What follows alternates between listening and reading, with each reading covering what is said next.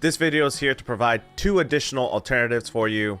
Number 1 is clearing your cache, and number 2 is going to be going over some videos and encoding issues that you may come across that you may not know about. All right, so let's get right to it. All right, so the first one we're going to go over is how to clear out your cache within OBS settings. So first thing you're going to go and do is go ahead and click on where your browser source is. In my case, I have a separate scene for browser source stuff. I'm going to go ahead and click on that. You're going to right click on sound alerts, then you're going to scroll down to properties.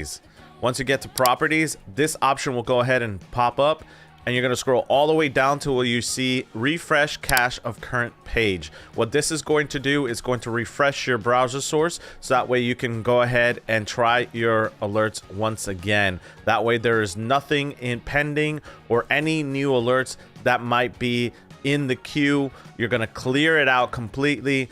This may be the last option that you have if you follow the other 2 videos. If you're still having issues, follow this video right here to help you with some more diagnosis, and hopefully I can help you out with anything else. If you're still seeing that you're still having issues with Streamlabs, feel free to comment below and we'll see what else we can do to help you guys out.